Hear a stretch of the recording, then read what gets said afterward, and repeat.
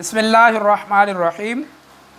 क्या फरमाते हैं उलमा इस मसले के बारे में कि कुर्बानी का जानवर खस्सी करना जायज़ है या नहीं, और उसकी कुर्बानी हो जाती है या नहीं, शरीयत की रोशनी में दलाइल के साथ वजाहत फरमाएँ।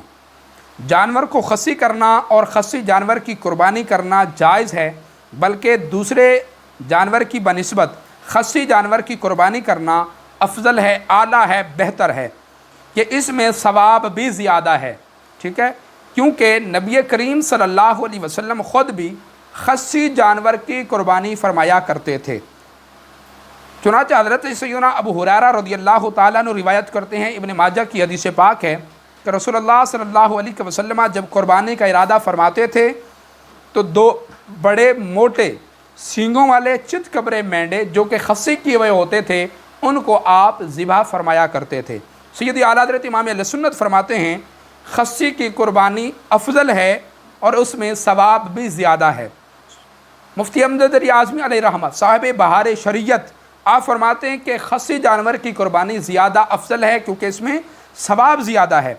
इसी तरह शरह कंज़ुद दक़ाइक़ के अंदर, इसी तरह दीगर कुतुब के अंदर, इसी तरह बदाया के अंदर भी यही हुक्म फरमाया गया है कि जो जानवर खस्सी है उस जानवर की कुर्बानी ज़्यादा अफजल वाला है। इसी तरह एक और मकाम पर फरमाते हैं कि मुस्तहब ये है कि कुर्बानी का जानवर खूब फरबा हो, मोटा ताज़ा हो, दिखने में खूबसूरत हो, आला किस्म का हो और खूबसूरत और बड़ा हो।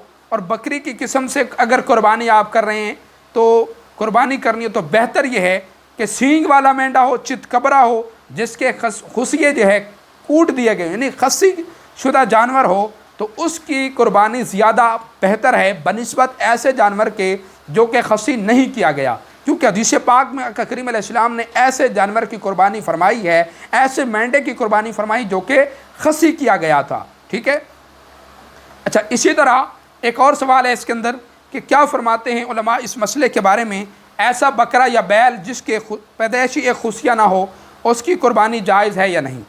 ऐसे बकरे या बैल की कुर्बानी बिल्कुल जायज़ है कि ये ऐब नहीं है। ऐब वो होता है जिसकी वजह से जानवर की कीमत कम हो जाए, और खुशियाँ कम होने या ना होने से इस जानवर की कीमत में कोई कमी वाक़ई नहीं होती, बल्कि वो जानवर जिसके खुशिये कूट दिए गए हों और या खुशियाँ निकाल दिए गए हों, आला तनासुल काट दिया गया हो, बिल्कुल अलग कर दिया गया हो, तो उसकी कुर्बानी बेहतर बिल्कुल जायज़ भी है, बेहतर भी है। ठीक है, सैयदी आला हज़रत इमाम अहले सुन्नत से एक सवाल हुआ कि बकरे दो तरह खस्सी किए जाते हैं। एक तो ये है कि एक कि रगें कूट दी जाएं, इसमें कोई उज़व कम नहीं होता। ठीक है, तो क्या ऐसी सूरत में कुर्बानी जायज़ है। दूसरी सूरत ये कि आलत तराश कर फेंक दी जाती है, उस सूरत में एक उज़व कम हो जाता है। आया ऐसे खस्सी की भी कुर्बानी जायज़ है या नहीं। आप इन दोनों सवालों के जवाब में फरमाते हैं बिल्कुल जायज़ है कि इसकी कमी से जानवर में ऐब नहीं आता, बल्कि उसका वसफ़ जो है बढ़ जाता है। ठीक है, क्योंकि खस्सी जानवर का गोश्त दूसरे जानवर की बनिस्बत ज़्यादा बेहतर और अच्छा होता है, तो इसलिए खस्सी शुदा जानवर की कुर्बानी ज़्यादा अफजल व आला फरमाई गई।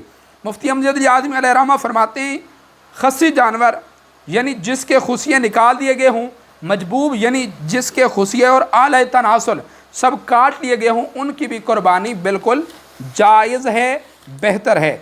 इसी तरह अगर ख़ुद उज़व को काटा गया हो, यानी सवाल भाई ने यह किया ऐसा खस्सी जानवर जिसका उज़व काट कर उसे खस्सी किया गया हो तो उस जानवर की कुर्बानी जायज़ है या नहीं।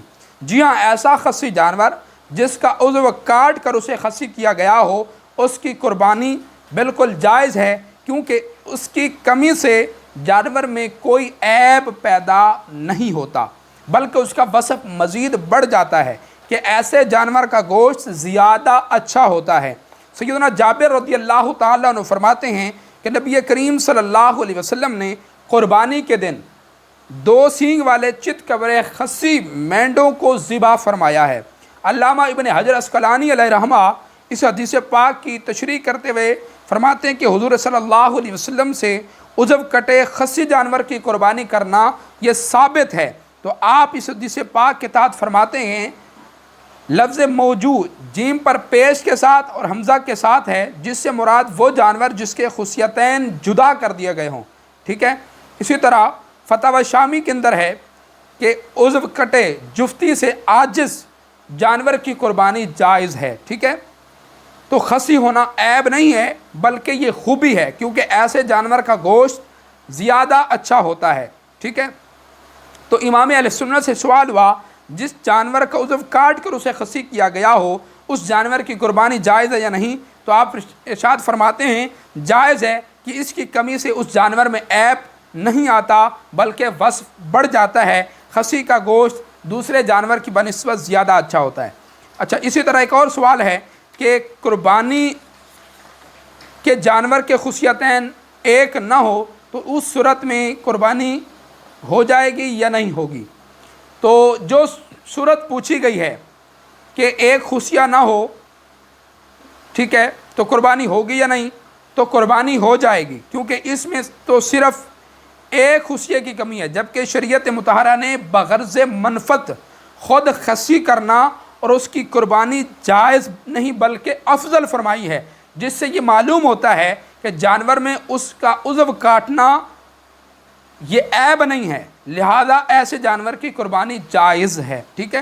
تو ان تمام سوالات کی روشنی میں یہ واضح ہوا کہ خصی جانور کی قربانی جائز ہی نہیں بلکہ افضل ہے، اعلیٰ ہے۔ خود آقا کریم علیہ السلام نے ایسے جانور کی قربانی پسند فرمائی، آپ نے خود بھی کی ہے اور اس کو پسند بھی فرمایا۔ اللہ رب العالمین ہماری قربانیاں کرنا اپنی بارگاہ میں قبول فرمائے۔